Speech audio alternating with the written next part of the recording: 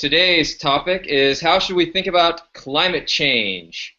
And I have with me two speakers I'm really excited about. Kevin Ega is professor of mathematics at Pepperdine University, and Matt Joyner is assistant professor of biochemistry, also at Pepperdine University. I met both of these guys when I was at Pepperdine, finishing up my master's of public policy. I'm still a student, getting ready to start PhD in political science at Texas A&M University. I don't represent either Pepperdine or Texas A&M. All views I express will be mine. I'll mostly be asking questions, so it's not that big of a deal for me. But I'll turn it over to. Yeah, my views We're getting you're a little hard to hear there. Let's see. Okay, and Matt? Yes, my views are also solely my own opinions and do not represent the views of anyone else or any views of the university. All right. Now we're going to start. I'd like to get each of y'all's reaction to a statement that Kevin actually provided as kind of a gauge for the beginning of our conversation here. So why don't you each just take a moment to give your initial response to the following statement. Climate change is happening, and the biggest effect by far is currently due to human activity. Its effects, though not known in detail, will involve widespread disruption of ecosystems around the world, including humans. Why don't we start with you, Kevin? Right. So let me first of all say that I'm not a climate scientist. I'm a mathematician. Nevertheless, I think this is the standard I guess position that it's been expressed by the IPCC and other many scientific organizations. So I thought it would be good to see where we stood with relation to this statement. I believe in that the statement's true. The way I formulated it, and I guess I'll before sort of saying more details about what I think we know and how clearly we know it. Maybe I'll let Matt kind of give his views about this.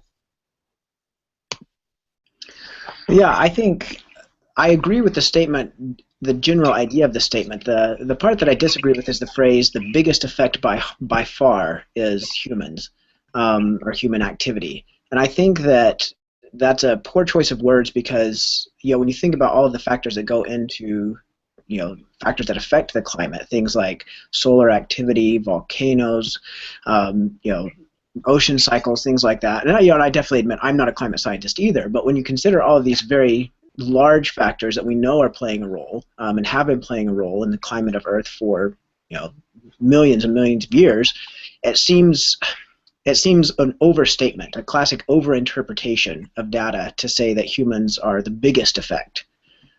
So while I certainly would not disagree that humans are affecting the climate, I think it's counterproductive to say that human activity is the biggest effect on climate change. Matt, so what roughly, if you had to make a rough guess, what percent of the climate change is due to humans? I have no idea, and I think that's where whatever a climate scientist told me, was some percentage of human activity that models show, I would be inclined to believe whatever they say.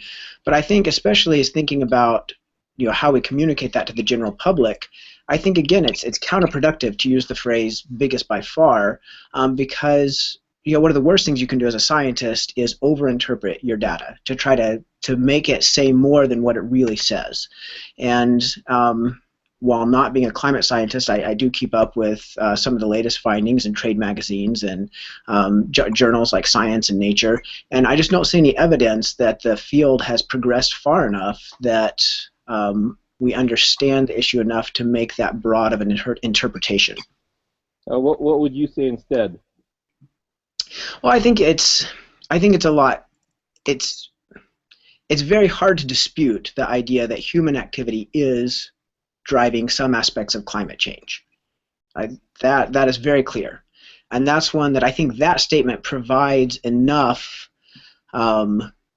enough credibility and enough reason to take action as far as if you need to take some type of public policy action or regulatory action. I think just saying that the evidence shows that our human activity is driving certain aspects of climate change, I think that's sufficient, and I think that's a safe interpretation of the data that very few people will be able to credibly disagree with.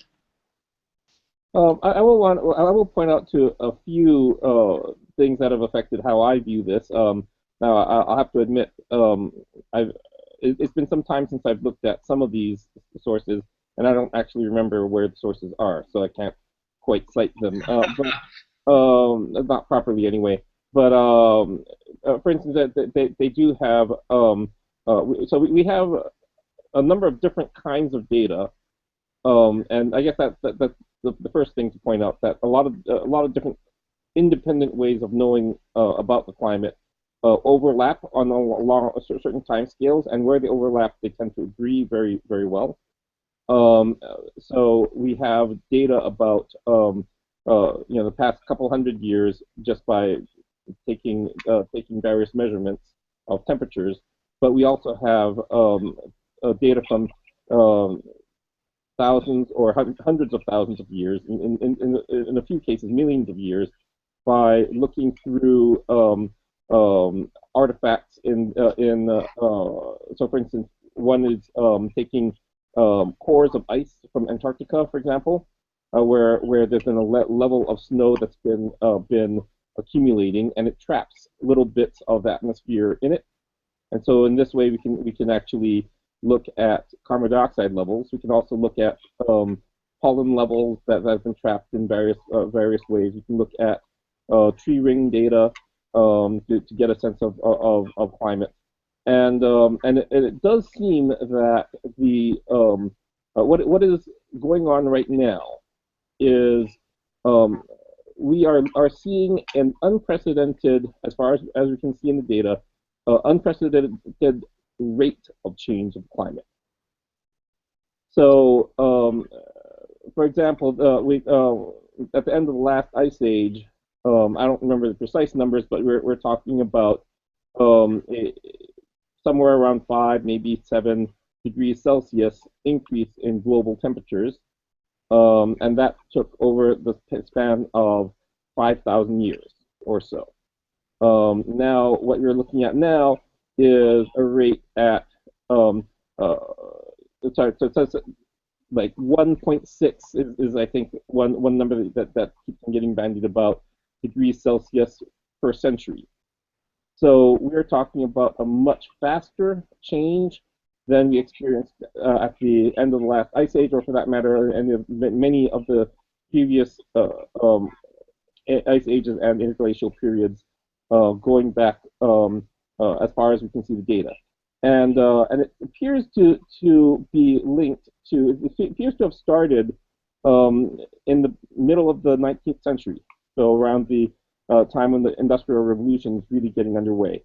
Can I interject, Kevin, for a second? So, and that, two things. One, that's about when we can start actually tracking temperatures, right? Right. Late 1800s. So that's one thing. Second, I want to kind of question, and forgive me if I interrupted there, but the terms we often hear, I'm from a completely non-hard sciences perspective. We often hear the term settled science. This is basically settled science. We know this, and this gets a little bit about what Matt was saying. But what do you think of that term? Because there are scientists, for instance, who basically challenge this. What you just, the pattern you described, they may not challenge what you specifically said about unprecedented rates, but they certainly would challenge, okay, here's what our models predicted, and that hasn't actually turned out to be, we haven't seen that level of warming or change in temperature. Richard Lindzen, I think, he's sort of some people describe him as a pariah, but he's one of the climate scientists who have or atmospheric science, I think he was at MIT, who has sort of challenged the narrative, and then there are other basically not necessarily scientists, but scientifically informed, writers who kind of say, that the pattern is not quite so clear, kind of along the lines. I don't know if either of you guys want to kind of respond to that notion of settled science versus ideas that constantly get challenged and refined and everything like that.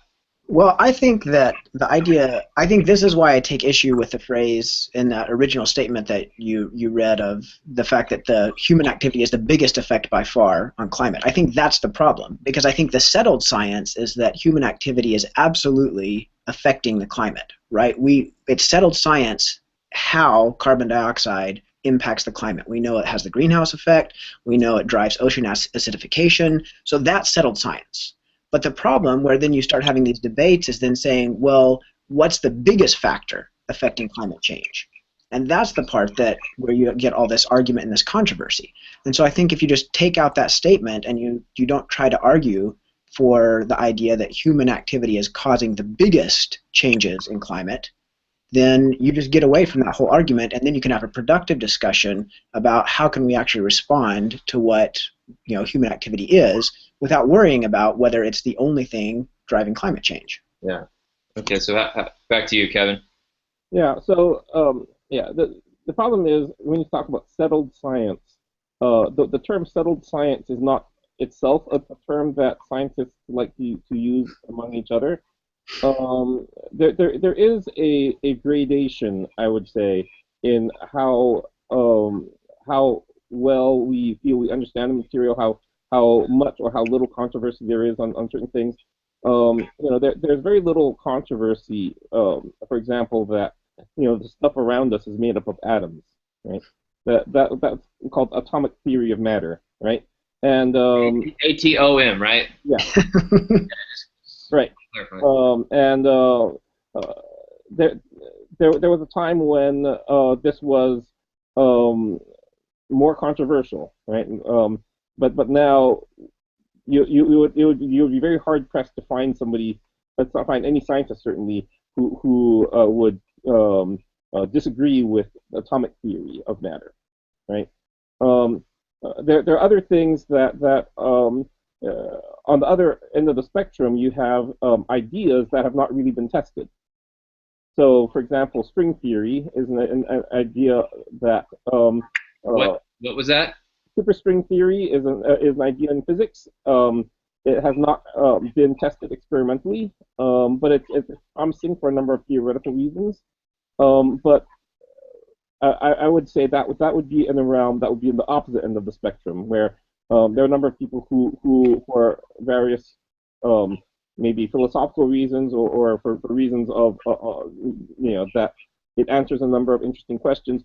They might like the theory, but there's no evidence to really convince a skeptic. Right? And there is everything in between.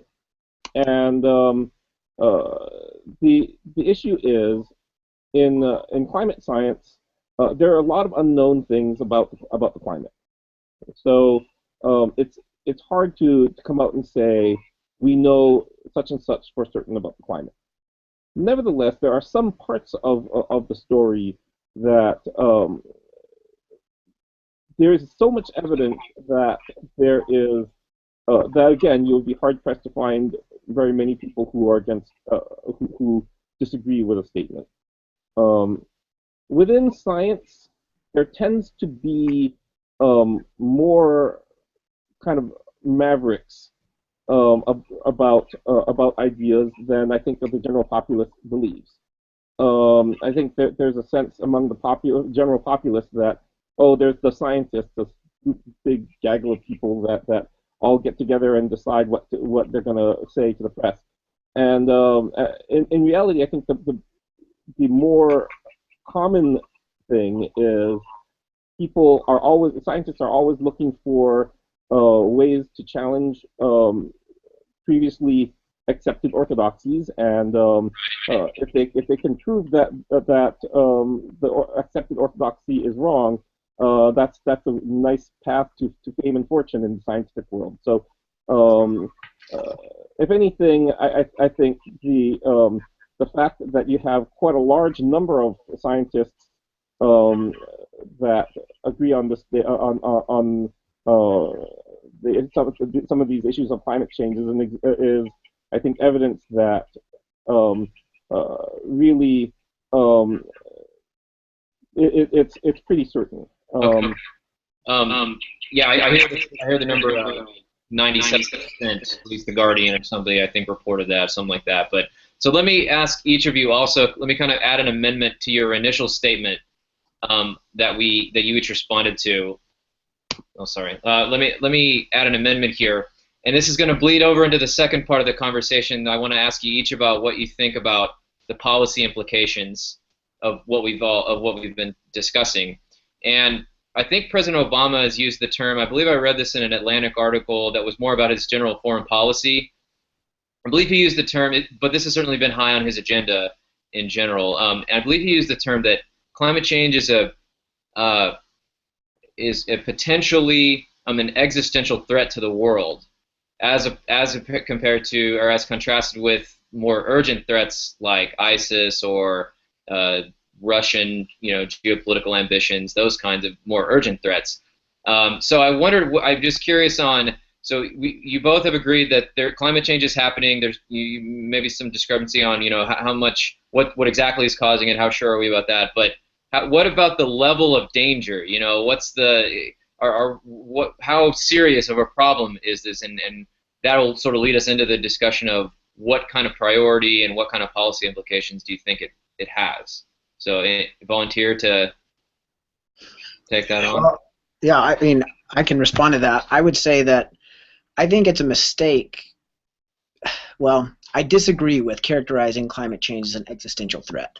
And I dislike that because I think that that's what people are doing. They're trying to use climate change as a kind of boogeyman to scare people into letting them, giving them the authority to do whatever it is that they want to do.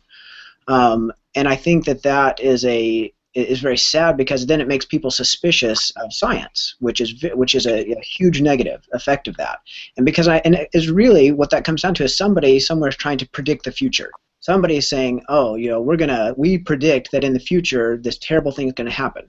But the problem is nobody can predict the future. We don't know what's going to happen. There could be some kind of mega volcanic eruption, or an asteroid could hit the Earth. All these things that are very unlikely, but unknown factors are almost certainly going to make the future different than what we anticipate it to be.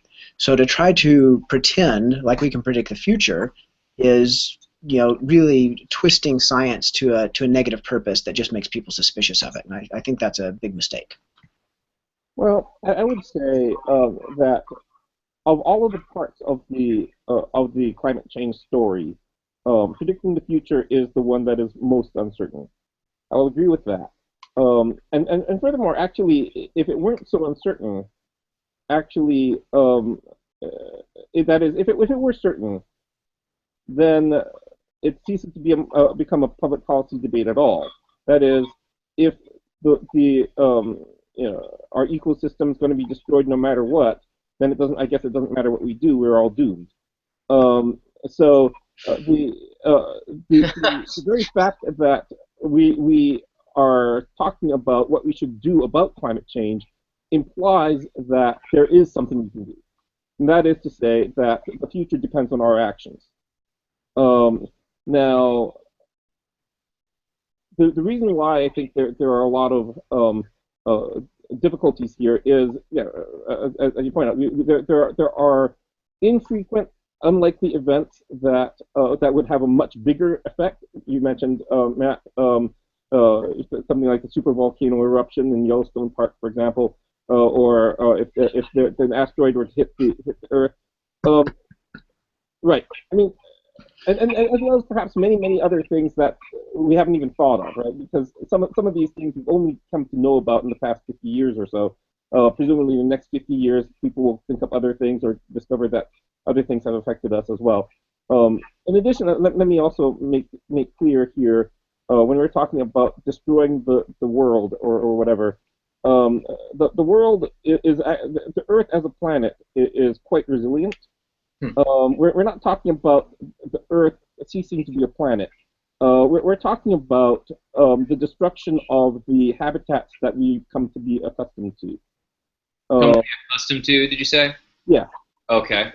We're talking about situations that might have a much bigger effect on whether or not we can survive, or survive without a lot of changes in what we think we need in order to survive. And So Kevin, sorry, but perhaps also different effects in different regions. Is that also possible? that's right. I mean, there are a lot of the details of exactly what would happen, but some of the things that we might anticipate, for example. So let me give you. Maybe I should step back and actually address something that is really a part of what you're asking. Given that there is a range of what could happen, and given that these models are suggesting that we as humans have ability to affect which of these outcomes might be in our future. Um, you're asking how bad is it? Okay, so let me give you some ideas as to the kinds of things that might be in some of the scenarios. Okay? So some of the scenarios, for example, when a lot of people have heard about rising sea levels. Rising sea levels mean that some parts that are where people are living now will then be underwater. I think there are some places, the Seychelles and Maldives, for example, have been mentioned as examples of countries that where most of their land is fairly low in sea level, and so as the sea level rises, the country may cease to exist. What happens to those people? What happens to that country? In large parts of different other countries, for instance, much of the state of Florida is fairly also low in elevation. So what happens to that? We're talking about also different climate patterns may result in different kinds of rain patterns and wind patterns over different parts of the world. It's harder to predict exactly which ones would be effect, but can you imagine what would happen if the Sahara and the American Midwest were to switch climates?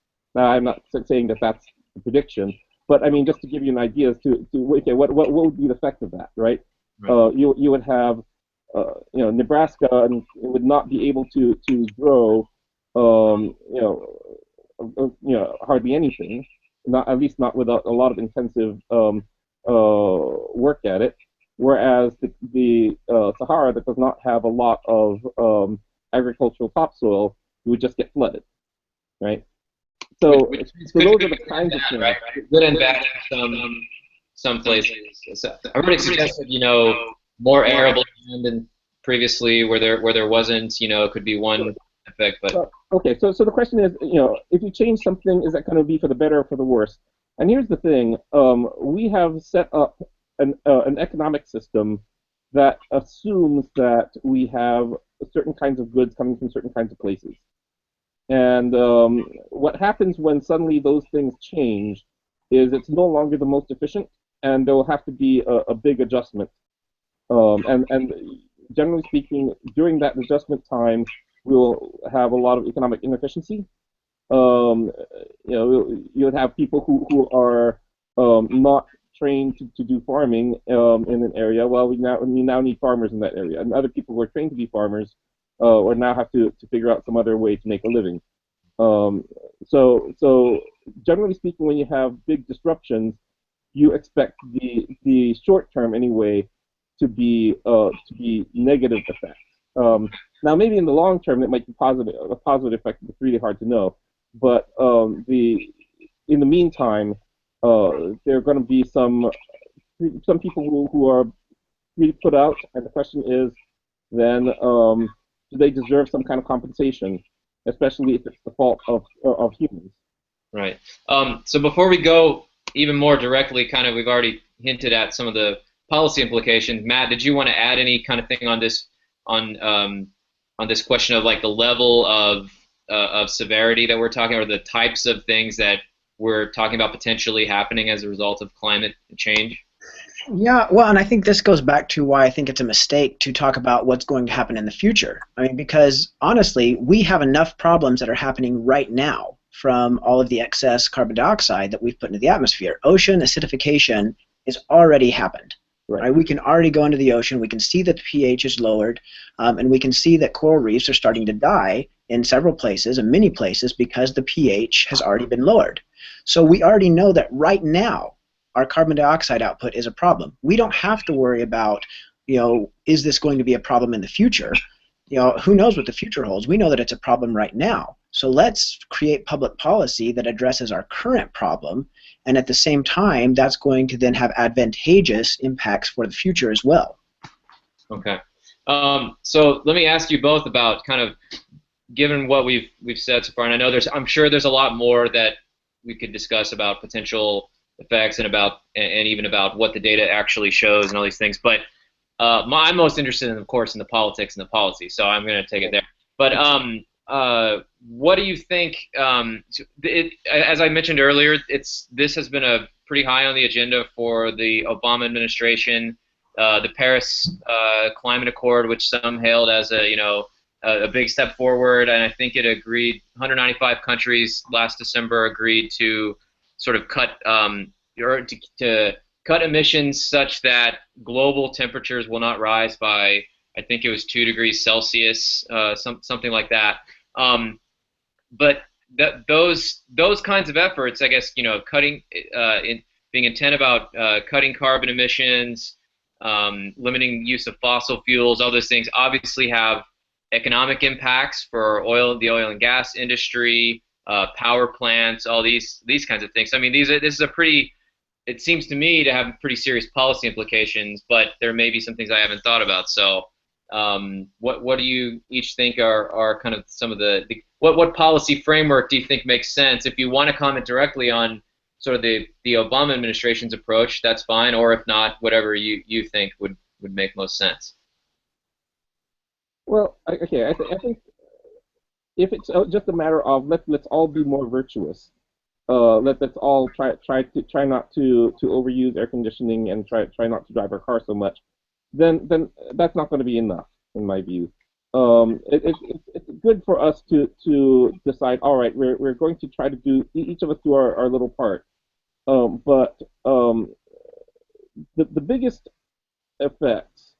I mean, again, I'm going to make some predictions here, and then Matt thinks I shouldn't make predictions. But so probably okay. So consider this: the United States, roughly, say, let's call it 5% of the world's population, outputs 20% of the greenhouse gas emissions in the world. Okay? The reason for that is, of course, we live in a first world lifestyle with, like I said, air conditioning and cars and lots of things that help us live a nicer life, as well as better economic efficiency and all that stuff, more productivity, and all that is good, but that comes at a cost. Other countries, say, talk about China and India, each of which is roughly, let's call it, 1/6 of the world's population. They are rapidly becoming more and more like the United States. Many people who are living in abject poverty, from our point of view, are now living quite comfortable first world lifestyles. Not everybody in those countries are living like that, but more and more people are. And who are we to tell them they can't? Right? I mean, they want to live a lifestyle that is that we currently have, and we wouldn't want to switch places with them. At least I wouldn't. And so, who am I to tell them that they can't do that? And that I think is the biggest challenge. What happens when all of these countries live like we do? Now, is there something we can do? Well, I think there is. And this goes to another thing that the Obama administration, not just Obama administration, but Obama administration. You mentioned the Paris Accords. The Obama administration has actually been doing something else, and that is it's been trying to put money into research and development. Trying to put money in for companies and universities and places to come up with greener technologies. And the idea is burning fossil fuels is actually a pretty inefficient way of getting electrical power compared to what might potentially be if we were to put our minds to find better ways. And the idea would be if when all these when billions of people around the world gain the first world lifestyle and they want to use electrical power, they will of course choose the more efficient ones if we make it attractive to them, right? And that's the idea. The idea is to make something that is not only good at producing power, but is also attractive to people who will be getting it for the first time. Right, right. How about you, Matt? What are your thoughts on general policy framework? Well, I think there's several things that could happen right now that could make a drastic impact on decreasing carbon emissions in the future. And so one of those is absolutely increasing funding for scientific research.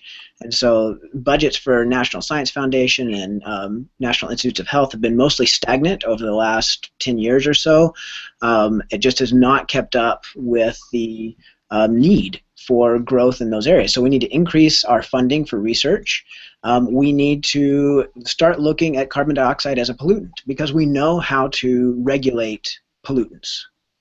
We don't have any framework for regulating climate change, but we absolutely have a framework for regulating pollution. And carbon dioxide is a pollutant if we think about its effect as far as the oceans go, the greenhouse effect, things like that.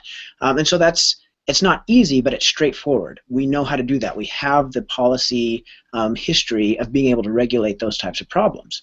And so I think if we start looking at it as a here and now problem instead of a future problem, and so we regulate it accordingly, and then we increase our research budgets to increase the pace with which we can develop these new technologies, I think we can absolutely address this, not necessarily in the immediate future, but we can start making dramatic improvements. There's already been a lot of progress made, and especially solar energy research. And so the technologies there are getting better and better and more cost effective. And so I think if we increase our funding there, increase our incentives for using solar energy, I think that's going to have a big effect.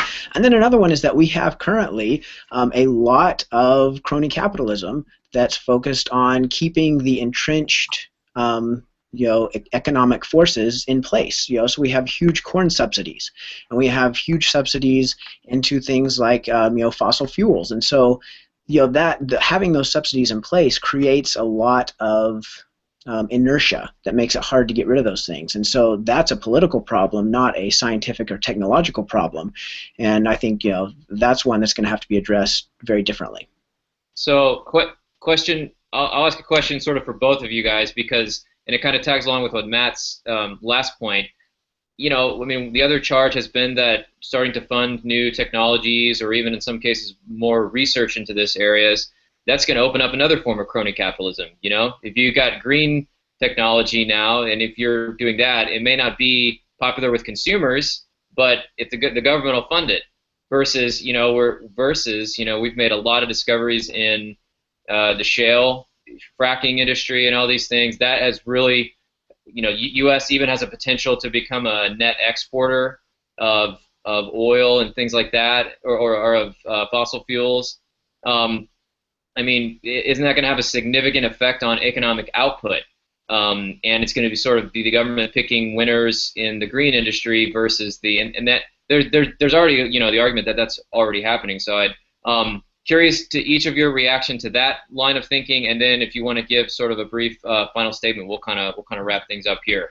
Well, I think part of the problem is that the Obama administration already made the mistake of engaging in crony capitalism when they made that huge investment into Solyndra, which then failed because it wasn't a viable technology that was ready to be brought to the public. I mean, so the problem is the public has already seen that happen and has that negative view. But that doesn't have to be the way it has to happen. I mean, the reality is if you invest in the research and you allow scientists to develop products that actually work well, people are going to use them because they work well. If everybody had the option to get basically free energy with a small solar panel that was very inexpensive that they could just put on their own roof, They would love to get rid of not having to pay power bills, right? Nobody's going to turn that down. But the problem is the technology isn't there yet. We just need to get it there, and people will adopt it freely because it works. And so that needs to be the focus, is investing in research that lets the technology advance. I would tend to agree generally. I think that the specifics we might disagree. I mean, I think for instance, solar.